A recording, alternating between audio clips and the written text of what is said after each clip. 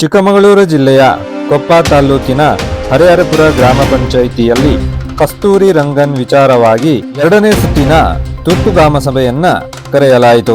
ಈ ಗ್ರಾಮ ಸಭೆಯ ಅಧ್ಯಕ್ಷತೆಯನ್ನು ಗ್ರಾಮ ಸಭೆಯ ಅಧ್ಯಕ್ಷರಾದಂತಹ ಸವಿತಾ ಸತ್ಯನಾರಾಯಣ ಇವರ ಅಧ್ಯಕ್ಷತೆಯಲ್ಲಿ ನೆರವೇರಿಸಲಾಯಿತು. ಗ್ರಾಮ ಸಭೆಯ ಉದ್ಘಾಟನೆಯನ್ನ ನಾಡಗೀತೆಗೆ ಗೌರವವನ್ನು ನೀಡುವುದರ ಮೂಲಕ ಪ್ರಾರಂಭಿಸಲಾಯಿತು. ಈ ಗ್ರಾಮ ಸಭೆಗೆ ವಿಶೇಷ ಅತಿಥಿಗಳಾಗಿ ಮಲೆನಾಡು ನಾಗರಿಕ ರೈತ ಹಿತರಕ್ಷಣಾ ವೇದಿಕೆ ಶೃಂಗೇರಿ ಕ್ಷೇತ್ರ ಅಭಿಷೇಕ್ ಹೊಸಳ್ಳಿ ಹಾಗೂ ಸಾಮಾಜಿಕ ಹೋರಾಟಗಾರ ದಿಗಂತ್ ಬಿಂಬೈಲ್ ಇವರನ್ನು ಆಹ್ವಾನಿಸಲಾಯಿತು. ಈ ಗ್ರಾಮ ಸಭೆಯಲ್ಲಿ ಅರಣ್ಯ ಇಲಾಖೆ, ಕಂದಾಯ ಇಲಾಖೆ ಹಾಗೂ ಚುನಾಯಿತ ಅಧ್ಯಕ್ಷರು, ಸದಸ್ಯರು ಹಾಗೂ ಗ್ರಾಮಸ್ಥರೆಲ್ಲರೂ ಒಟ್ಟಾಗಿ ಸೇರಿ ಕಸ್ತೂರಿ ರಂಗನ್ ವಿಚಾರವಾಗಿ ಚರ್ಚಿಸಲಾಯಿತು.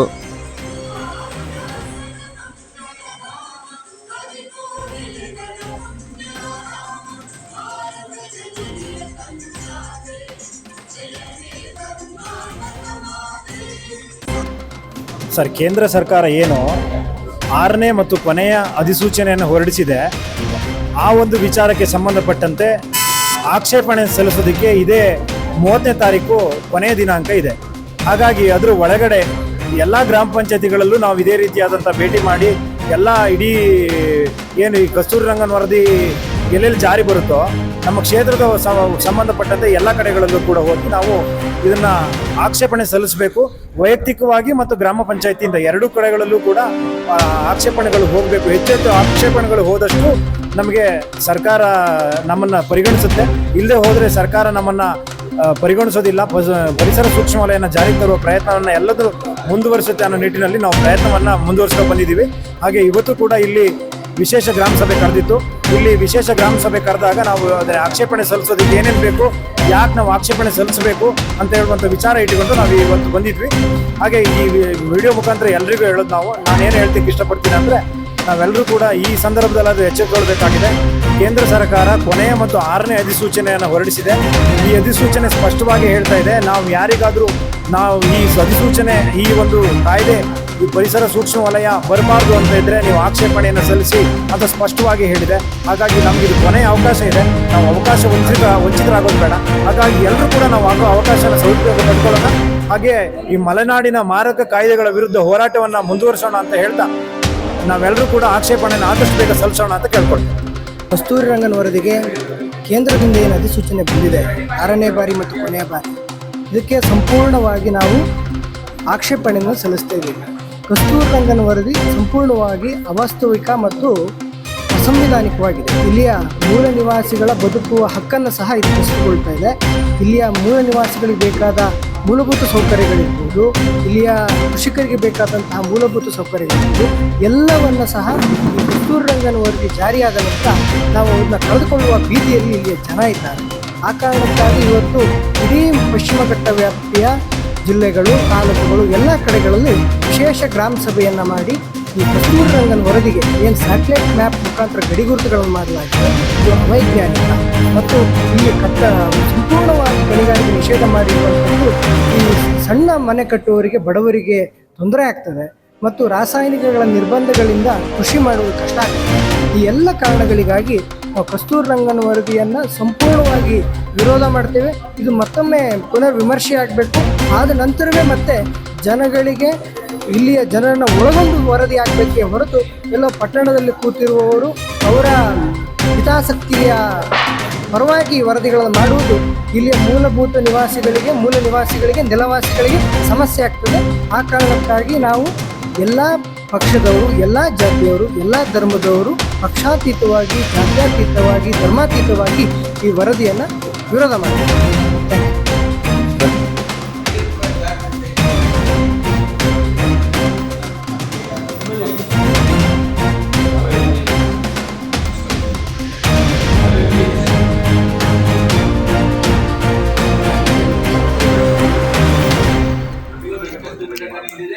ಅದಕ್ಕೆ ನಮ್ಗೆ ಕಿಲೋಮೀಟರ್ ವ್ಯಾಪ್ತಿ ಅಂದ್ರೆ ನಾವು ಅದನ್ನೆಲ್ಲ ನಾವು ಮಾಡ್ಬೇಕು. ಇವಾಗ ಇಲಾಖೆಯಲ್ಲಿ ಹೇಳುವಂಥದ್ದು ಏನಿಲ್ಲ.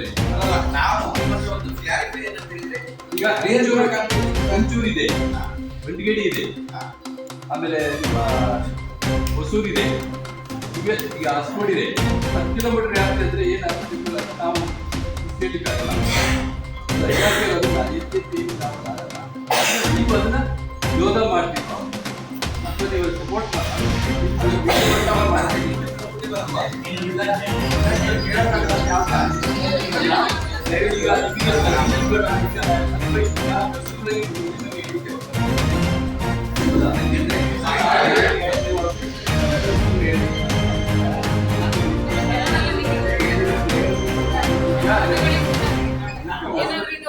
ಬಂತಂದ್ರೆ ಏನು ಮಾಡಕ್ಕಿರೋದಿಲ್ಲ ಬಡವರಲ್ಲಿ.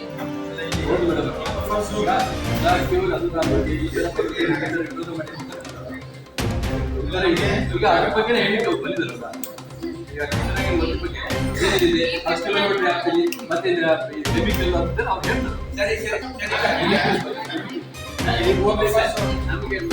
ನಮ್ಗೇನು ಈಗ ಜಾರಿ ಆದ್ರೆ ನಮ್ಮ ರೈತರಿಗೆ ಏನೇನು ತೊಂದರೆ ಆಗುತ್ತೆ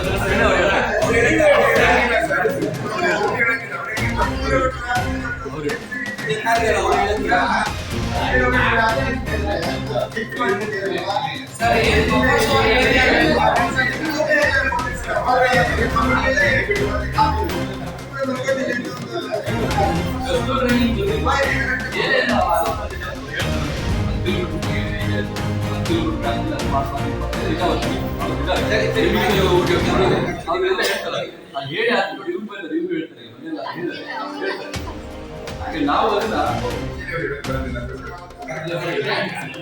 ಗ್ರಾಮ ಪಂಚಾಯತಿಯ ಅಧ್ಯಕ್ಷರೇ ಹಾಗೂ ಎಲ್ಲ ಚುನಾಯಿತ ಪ್ರತಿನಿಧಿಗಳ ಅಧಿಕಾರಿಗಳ ಹಾಗೂ ಎಲ್ಲ ಗ್ರಾಮ ನಾವು ಇವತ್ತು ಹೇಗಿದೆ ಅಂತ ಹೇಳಿದ್ರೆ, ಈಗ ನಾವು ತೋಟ ಮಾಡೋದ್ರಿಂದ ಪಕ್ಕದವರಿಗೆ ಏನ್ ತೊಂದರೆ ಅಂತ ಹೇಳಿ ಅವ್ರ ಹತ್ರ ಹೇಳ್ತಿದೆ. ಅರಣ್ಯ ಅಧಿಕಾರಿಗಳು ಅವ್ರ ಮನೆ ಬಿಟ್ಟು ಅವ್ರು ಬಿಟ್ಕೊಡೋದು ಕಲಿಯಲ್ಲ. ಅವ್ರಿಗೆ ಮಾಡೋದ್ರಿಂದ ಏನೇನು ತೊಂದರೆಗಳಾಗ್ತವೆ ಅಂತ ಹೇಳಿ ಅವ್ರು ಬಿಟ್ಕೊಡೋದು ತಯಾರಿಲ್ಲ.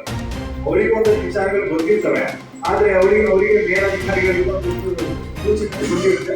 ನೀವು ಹಿಂಗಿದ್ದೆಲ್ಲ ಹೇಳಬೇಡಿ, ಜಾಸ್ತಿ ಎಷ್ಟೋ ಕಡೆಗಳನ್ನು ನಾವು ನೋಡಿದೀವಿ. ನೀವು ಒತ್ತುವರಿ ತೆರವು ಮಾಡುವಂತ ಸಂದರ್ಭದಲ್ಲೂ ಅಷ್ಟೇ, ಚಿಕ್ಕಮಗಳೂರು ಬಸ್ತಾರಿ ಭಾಗಗಳಲ್ಲೆಲ್ಲ ಅರಣ್ಯ ಅಧಿಕಾರಿಗಳು ಗ್ರಾಮ ಹೇಳ್ತಾರೆ, ಸರ್ ಅದೇನೋ ಅರಣ್ಯ ಸಚಿವರು ಹೇಳಿದ್ರಲ್ಲ 2015 ಈಚೆದು ಅದು ಏನ್ ಸರ್ ಅದು ನಮ್ದು ಈಗ ಆಚೆ ಮುಂಚೆನೆ ಮಾಡಿದ್ದಾರ ಹಾಗೆ ಹೇಳಿದ್ರೆ, ನೀನು ಆದೇಶ ಬಾರ ಮಾಡಿರೋ ನೀನು ಇಲ್ಲೇ ಮಾತಾಡ್ತೀನಿ, ನಾವೀಗ ಹೇಳಕ್ ಬಂದಿದ್ದಷ್ಟೇ ಅಂತ ಅವರಿಗೆ ನಮ್ಮ ಹತ್ರ ನಮಗೆ ಉತ್ತರಿಸುವಂತಹ ಒಂದು ಸಾಮಾಜಿಕ ಕಳಕಳಿಯೂ ಇಲ್ಲ, ಸಮಾಧಾನವೂ ಇಲ್ಲ, ವ್ಯವಧಾನವೂ ಇಲ್ಲ. ಅವರು ಮಾಡುವಂತಹ ದಿಗಂತರು ಈ ವಿಚಾರ ಬಗ್ಗೆ ಮಾತಾಡ್ತಾರೆ, ಹೇಳ್ತಾರೆ. ನನಗಿಂತ ಹೆಚ್ಚು ನಾನು ನಿಜವಾಗ್ಲೂ ಹೇಳ್ತೀನಿ, ಅವರು ಕಸ್ತೂರಿ ರಂಗನ್ ವರದಿ ಬಗ್ಗೆ ಅಧ್ಯಯನ ಮಾಡ್ತಾರೆ. ನಾನು ಸಾಮಾಜಿಕ ಹೋರಾಟದಿಂದ ಮತ್ತೆ ಸಮಾಜಕ್ಕೆ ಆಗಿರುವಂತಹ ತೊಂದರೆಯಿಂದ ನಾನು ಹೋರಾಟಗಾರರಾಗಿ ಬಂದೇ ಬಿಟ್ಟರೆ ಅಲ್ಲಿ ಅದ್ರ ಬಗ್ಗೆ ಸಂಕ್ಷಿಪ್ತ ವರದಿ ಅವರು ಸಂಕ್ಷಿಪ್ತವಾಗಿ ಅವ್ರ ಬಗ್ಗೆ ಅಧ್ಯಯನ ಮಾಡಿದ್ರೆ ಅವರು ಮಾತಾಡ್ತಾರೆ. ನನಗೆ ಗೊತ್ತಿರುವಂತಹ ಒಂದಷ್ಟು ವಿಚಾರಗಳನ್ನು ನಾನು ತಗೊಂಡು ಈಗ ನಾವೆಲ್ಲ ಬಹಳಷ್ಟು ಜನ ಈಗ ಕೇಳಿದ್ವಿ ಪ್ರಶ್ನೆಗೆ, ನಮ್ಮದು ಕಸ್ತೂರಿ ರಂಗನ್ ವರದಿಯ ಪರಿಸರ ಸೂಕ್ಷ್ಮ ವಲಯಕ್ಕೆ ಒಳಪಡುತ್ತಾ? ಕಸ್ತೂರಿ ರಂಗನ್ ವರದಿಯ ಪರಿಸರ ಸೂಕ್ಷ್ಮ ಒಂದೇ ಅಲ್ಲ, ನಾವು ಪರಿಸರ ಸೂಕ್ಷ್ಮ ವಲಯ ಒಂದೇ ಅಲ್ಲ. ನಮ್ಮನ್ನ ಇವರು ಯಾವ್ಯಾವ ರೀತಿ ಟ್ಯಾಕಲ್ ಮಾಡಕ್ ಹೊರಟಿದ್ದಾರೆ ಅಂದ್ರೆ, ನಮ್ಗೆ ಇವರು ಬಿಟ್ಟಿರುವಂತ ಬಾಣಗಳು ಯಾವ್ಯಾವ ರೀತಿ ಇದಾವೆ ಅಂತ ಹೇಳಿದ್ರೆ, ನೀವು ಪರಿಸರ ಸೂಕ್ಷ್ಮ ವಲಯದಿಂದ ತರಿಸ್ಕೊಂಡ್ರೆ ಸೆಕ್ಷನ್ 17 ಇಟ್ಟಿದ್ದಾರೆ. ಸೆಕ್ಷನ್ 17 ತರಿಸ್ಕೊಂಡ್ರೆ ಬಫರ್ ಝೋನ್ ಇಟ್ಟಿದ್ದಾರೆ. ಬಫರ್ ಝೋನ್ ತರಿಸ್ಕೊಂಡ್ರೆ ಇನ್ನೊಂದು ಆನೆ ಕಾರಿಡಾರ್ ಇಟ್ಟಿದ್ದಾರೆ, ಡೀಮ್ಡ್ ಫಾರೆಸ್ಟ್ ಇಟ್ಟಿದ್ದಾರೆ. ಯಾವ ನೀವು ಬೇಕಾದ್ರೆ ಸಮೀಕ್ಷೆ ಮಾಡಿ, ಪಶ್ಚಿಮ ಘಟ್ಟದಲ್ಲಿರುವ ಯಾವ ಗ್ರಾಮಗಳಲ್ಲೂ ಬಿಟ್ಟಿಲ್ಲ ಇವರು, ಯಾವ ಗ್ರಾಮಗಳಲ್ಲೂ ಬಿಟ್ಟಿಲ್ಲ. ಯಾವ ಪ್ರತಿಯೊಂದು ಗ್ರಾಮದಲ್ಲಿ ಬೇಕಾದ್ರೆ ಲೀಸ್ಟ್ ಕೊಡಿ, ಪಂಚಾಯತಿಗೆ ಬಂದಿರುತ್ತೆ, ಬಿಡಿಒ ಪಂಚಾಯತಿಗೆ ಬಂದಿರುತ್ತೆ. ನಮ್ಮ ಗ್ರಾಮದ ಎಷ್ಟು ಜಾಗಗಳು ಸೆಕ್ಷನ್ 17 ಒಳಪಟ್ಟಿದ್ದಾರೆ ನೋಡಿ. ಸೆಕ್ಷನ್ 17 ಅಂದ್ರೆ ಬೇರೆ ಅಲ್ಲ, ಕಸ್ತೂರಿ ರಂಗನ್ ವರದಿ ಅಂದ್ರೆ ಬೇರೆ ಅಲ್ಲ, ಎಲ್ಲ ಅಣ್ಣಂದಿದೆ. ಆದ್ರೆ ನಮ್ಮನ್ನ ಸರ್ಕಾರಗಳು ಮೋಸ ಮಾಡುವ ನಿಟ್ಟಿನಲ್ಲಿ ಪ್ರಯತ್ನ ಮಾಡ್ತಾ ಇದ್ದಾರೆ. ಮೊದಲನೇ ಪಾಯಿಂಟು, ನಮ್ಮ ತಾಲೂಕಿಗೆ ಕಸ್ತೂರಿ ರಂಗನ್ನ ಪರಿಸರ ಸೂಕ್ಷ್ಮ ವಲಯ ಬಂದ್ರೆ ಬಹಳಷ್ಟು ರೈತರಿಗೆ, ಬಹಳಷ್ಟು ಈಗಿನ ಪೂರ ನಿವಾಸಿಗಳಿಗೆ ತೊಂದರೆ ಆಗುತ್ತೆ. ಹಾಗಾಗಿ ಈ ವಿಚಾರವನ್ನು ನಾವು ವಿರೋಧಿಸ್ತಾ ಇದ್ದೀವಿ ಅಂತ ಹೇಳುವಂತ ಒಂದು ಅಂಶ. ಇನ್ನೊಂದು ಅಂಶ, ಸೆಕ್ಷನ್ 41 ಮಾಡಿದಿರಲ್ಲ, ಸೆಕ್ಷನ್ 41 ಮಾಡಿರುವುದನ್ನ ಮರುಪರಿಶೀಲನೆ ಮಾಡಿ ಅಂತ ಹೇಳುವಂತ ಇನ್ನೊಂದು ಅಂಶ. ಇನ್ನೊಂದು ಮೂರನೇ ಅಂಶ, ಸೆಕ್ಷನ್ 17 ಮಾಡೋದು ಹೊರಟಿದ್ದೀರಲ್ಲ ಅದ್ರ ಬಗ್ಗೆ ನಮ್ಮ ಆಕ್ಷೇಪಣೆ ಇದೆ. ನೀವು ನಮ್ಮ ಬಳಿ ಬಂದ್ರೆ ಅಂದ್ರೆ ಗ್ರಾಮ ಪಂಚಾಯತಿ ಮಟ್ಟಕ್ಕೆ ಬಂದ್ರೆ ಯಾವುದೇ ಕಾರಣಕ್ಕೂ ಸೆಕ್ಷನ್ 17 ಮಾಡಬೇಡಿ. ಸೆಕ್ಷನ್ 17 ಮಾಡಿದ್ರೆ ನಮ್ಮ ಆಕ್ಷೇಪಣೆ ಇದೆ. ಈ 3 ಅಂಶಗಳನ್ನ ನೀವು ಅದರಲ್ಲಿ ಮೆನ್ಷನ್ ಮಾಡಿ ಅಂತ ಹೇಳಿ ಕೇಳ್ಬೋದು. ವಿಶೇಷ ಗ್ರಾಮ ಸಭೆಯಿಂದ ವಿಷಯ ಕುರಿತಾಗಿ ಸರ್ವ ಸದಸ್ಯರು ಮತ್ತು ಧನ್ಯವಾದಗಳು ಮತ್ತು ಈ ಗ್ರಾಮ ಸಭೆಯನ್ನು ಯಶಸ್ವಿಗೊಳಿಸುವುದಕ್ಕಾಗಿ ಗ್ರಾಮಸ್ಥರಿಗೆ ಗುರಿಯೂ ಸಹ ವಿಶೇಷ ಯಾವ ಕಾರಣಕ್ಕೆ ನಾವು ಸಲ್ಲಿಸುತ್ತೇವೆ ಅಂತ ನಾನು ಸಹ ಈ ವ್ಯಾಪ್ತಿಗೆ ಒಳಪಟ್ಟು ಒಬ್ಬ ಸಂತೈಸ್ತಾನೆ. ನಾನು ಇಡೀ ಮಲೆನಾಡು, ಇಡೀ ಪಶ್ಚಿಮ ಘಟ್ಟ ಎಲ್ಲ ನೆಲವಾಸಿಗಳ ಧ್ವನಿಯಾಗಿ ಇವತ್ತು ನಾವು ಯಾಕೆ ಕಸ್ತೂರಿ ರಂಗನ್ ವರದಿಗೆ ಆಕ್ಷೇಪಣೆ ಸಲ್ಲಿಸಬೇಕು ಚರ್ಚೆ ಆಗ್ತಾರಲ್ಲ. ಕಸ್ತೂರಿ ರಂಗನ್ ವರದಿ ಯಾಕೆ ಬಂತು, ನಾವು ಯಾಕೆ ಆಕ್ಷೇಪಣೆ ಸಲ್ಲಿಸಬೇಕು ಅನ್ನೋದು ಚರ್ಚೆ ಆಯಿತು. ನಮ್ಗೆ ಏನು ತಪ್ಪಿಲ್ಲ ಸರ್, ಇಷ್ಟು ದಿನಕ್ಕೆ ಒಂದು ಆಕ್ಷೇಪಣೆ ಕೊಡಿ, ಕಾನ್ಸೆಪ್ಟ್ ಕೊಡಿ ಅಂತ ಏನಂತ. ನಮ್ಮ ಹಿಂದೆ ಹಲವಾರು ಷಡ್ಯಂತ್ರಗಳು ನಡೀತಾನೆ ಇದ್ದಾವೆ. ಇವತ್ತು ನಾವು ಏನು 50 ಜನ ಸೇರಿ ಮೀಟಿಂಗ್ ಮಾಡ್ತಾ ಇದ್ದೀವಿ, ಕಸ್ತೂರಿ ಗಾಡಿ ಬೇಡ.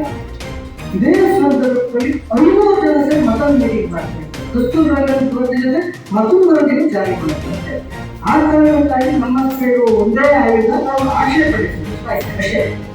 ಕಸ್ತೂರಿ ರಂಗನ ವರದಿ ಯಾಕೆ ಬಂತು ಇವತ್ತು ನಮ್ಮ ಕಣ್ಣಿ ಕಾಣ್ತಾ ಇದೆ. ಈಗ ಕಸ್ತೂರಿ ರಂಗನ ವರದಿ ಜಾರಿ ಮಾಡಬೇಕು ಅಂತ ಏನು ಆಗ್ತಾ ಇದೆ.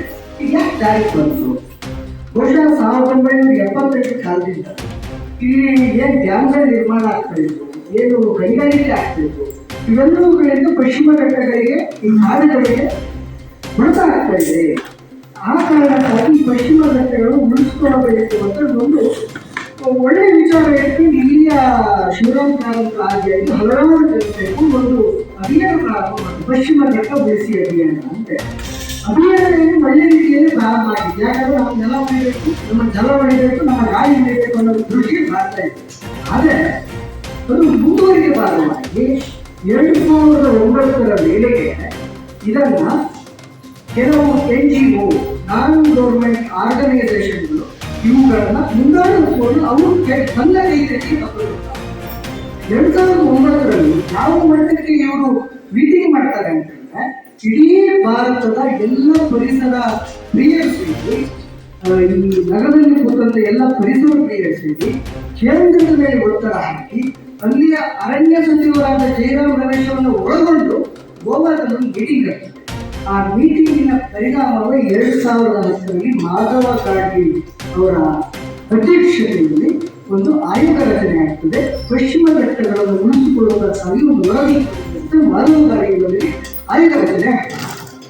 ಮಾಧವ ಗಾಡ್ಗಿಯವರು ಪಶ್ಚಿಮ ಘಟ್ಟದ ಒಟ್ಟು ವ್ಯಾಪ್ತಿ ಎಷ್ಟಿದೆ ಅಂದರೆ 1,65,000 ಚದರ ಕಿಲೋಮೀಟರ್ ವ್ಯಾಪ್ತಿ. ಕೇರಳದ ಕನ್ಯಾಕುಮಾರಿಯಿಂದ ತಮಿಳುನಾಡು, ಕರ್ನಾಟಕ, ಗೋವಾ, ಮಹಾರಾಷ್ಟ್ರ, ಗುಜರಾತ್ ಪ್ರತಿ ನದಿಯವರೆಗೆ ಈ ವ್ಯಾಪ್ತಿ. ಈ 6 ರಾಜ್ಯಗಳ 1,65,000 ಚದರ ಕಿಲೋಮೀಟರ್ ವ್ಯಾಪ್ತಿಯಲ್ಲಿ 1,29,000 ಚದರ ಕಿಲೋಮೀಟರ್ ವ್ಯಾಪ್ತಿಯಲ್ಲ ಪರಿಸರ ಸೂಕ್ಷ್ಮ ಪ್ರದೇಶ ಎಕೋಸೆನ್ಸಿಟಿವ್ ಝೋನ್ ಪರಿಗಣಿಸಿರ್ತಾರೆ. 60% ಭಾಗ. ಈ 60% ಭಾಗದ ಒಳಗೆ ಯಾವುದೇ ಮಾನವ ಹಸ್ತಕ್ಷೇಪ, ಮಾನವ ಸಂಪೂರ್ಣ ಹಸ್ತಕ್ಷೇಪ ನಿರ್ಧಾರ ಮಾಡ್ತಾರೆ. ಯಾವುದೇ ಗಣಿಗಾರಿಕೆ ಮಾಡುತ್ತಿಲ್ಲ, ಯಾವುದೇ ಅಭಿವೃದ್ಧಿ ಕಾರ್ಯ ಮಾಡುತ್ತಿಲ್ಲ, ಆದಿವಾಸಿಗಳ ರೀತಿ ಬದುಕಬೇಕು. ಅಂತಹ ಒಂದು ರೀತಿಯ ವರದಿಯನ್ನು ತಯಾರಿ ಮಾಡಿ ಕೇಂದ್ರ ಸರ್ಕಾರ ಸಲ್ಲಿಕೆ ಮಾಡಿದೆ.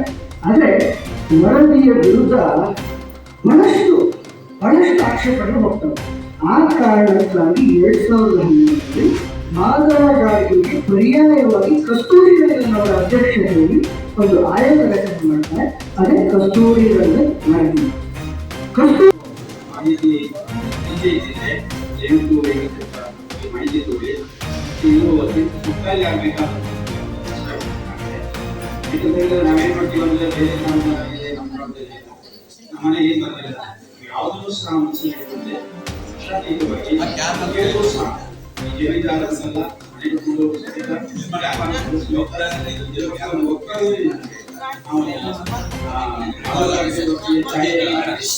ಕಸ್ತೂರಿರಂಗನ್ ವರದಿಯನ್ನಾಗಲಿ ಸಂಪೂರ್ಣವಾಗಿ ನಾವು ವಿಶ್ಲೇಷಿಸ್ತೇವೆ. ಒಬ್ಬೊಬ್ಬರಿನ ಕರ್ತವ್ಯ ನಮ್ಮ ಗ್ರಾಮದಿಂದ ಆಗಬೇಕು.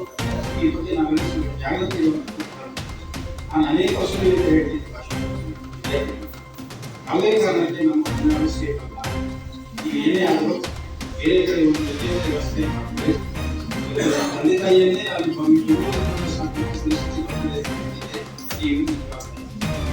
ಎಲ್ಲರೂ ಜಾಗೃತಿ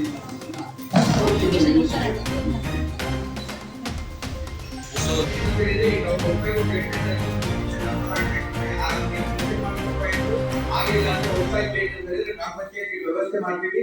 ಎಲ್ಲರೂ ತಗೊಂಡೋಗಿ ಇದನ್ನ ಯಾರು ನಾವು ಇದನ್ನ ಹೋಗಬಾರ್ದು. ಯಾಕಂತ ಹೇಳಿದ್ರೆ ಇವತ್ತು ರೈತರು ಇರ್ಬೋದು, ನಾಳೆ ಮನೆಗಳಿಗೂ ಈಗ ಸೆಕ್ಷನ್ 4 ಅಂತ ಹೇಳಿ ನಮ್ಮಲ್ಲೇ ಈಗ ಸಾಧಾರಣವಾಗಿ ಸೆಕ್ಷನ್ 4 ಅಲ್ಲಿ ಈಗ ಸುಮಾರು ಜನ ಮನೆ ಕಟ್ಕೊಂಡಿದ್ದಾರೆ ನಂಬರಿಕೆಯಲ್ಲಿ. ಅವರಿಗೆ ಸಾರ್ವಜನಿಕ ಅವರಿಗೆ ಆಗ್ತಾ ಇಲ್ಲ. ಪಾಲಿಕೆ ಅವರು ಹೇಳಿದ್ರೆ ನೀವು ಹೋಗಿ ಅಪ್ಲಿಕೇಶನ್ ಹಾಕಿ ಗೌರವ ಹಾಕ್ತಿದೆ, ಅಪ್ಲಿಕೇಶನ್ ಹಾಕಿದ್ರೆ ಅಲ್ಲಿಂದ ಏನಾದ್ರು ಮಾಡಿದ್ರೆ ಆ ಪದ್ಧತಿ ಮಾಡಿ ಅದೇ ರೀತಿ ಮುಂದುವರೆದ ಭಾಗವಾಗಿ ಹೇಳಿದ್ದಾರೆ ಅವರು ಅಭಯಾರಣ್ಯ ಅದು ಬಂದ್ರೆ ಒಂದು ಔಷಧಿ ಹೊಡೆಯಿಲ್ಲ ಮತ್ತೊಂದು ಇದಕ್ಕೆ ಎಲ್ಲರೂ ಒಳಪಡ್ತೀವಿ. ಯಾರು ರೈತರ ಆಗಿರ್ಬೋದು, ಗ್ರಾಮಸ್ಥ ಆಗಿರ್ಬೋದು, ಎಲ್ಲರೂ ಒಳಪಡ್ತೀವಿ. ಎಲ್ಲರೂ ಸೇರ್ಕೊಂಡು ಮಾಡಿ ಅದೇ ನೋಟಿಫಿಕೇಶನ್ ನಂಬರ್ ಇಲಾಖೆಯಾಗಿರ್ತಾ ಯಾರು ಬೇಕಾದ್ರೂ ಈ ಬೇಕಂದ್ರೆ ಗ್ರಾಮ ಪಂಚಾಯತ್ ತಗೊಂಡು ಎಲ್ಲರೂ ಹೇಳಿ ಎಲ್ಲರೂ. ಈ ಸಭೆಯಲ್ಲಿ ಮಾತನಾಡಿದ ಹಿರಿಯ ಗ್ರಾಮಸ್ಥರು, ಒಂದು ವೇಳೆ ಕಸ್ತೂರಿರಂಗನ್ ಜಾರಿಯಾದರೆ ಚುನಾವಣಾ ಬಹಿಷ್ಕಾರ ಹಾಕುತ್ತೇವೆ ಎಂದರು. ಜಾರಿ ಮಾಡುವುದೇ ಆದಲ್ಲಿ ಮುಂದೆ ಬರುವ ಯಾವುದೇ ಚುನಾವಣೆಯನ್ನ ನಾವು ಬಹಿಷ್ಕರಿಸ್ತೀವಿ ಅಂತ ಹೇಳ್ಬಿಟ್ಟು ಪ್ರಧಾನಮಂತ್ರಿಯಿಂದ ನಾವು ಮತದಾರರಾಗಿ ರೈತರಾಗಿ ನಾವು ಹಕ್ಕುಗಳಿಂದ ಹೇಳಬೇಕು. ಒಳ್ಳೆಯದು ಅಂತ ನಾನು ಈ ಸಭೆಯ ಅತಿಥಿಗಳಾದ ಅಭಿಷೇಕ್ ಹೊಸಳ್ಳಿ ಹಾಗೂ ದಿಗಂತ್ ಬಿಂಬೇಲ್ ಇವರನ್ನು ಧನ್ಯವಾದದೊಂದಿಗೆ ಫಲತಾಂಬಲ ನೀಡುವುದರ ಮೂಲಕ ಗೌರವಿಸಲಾಯಿತು.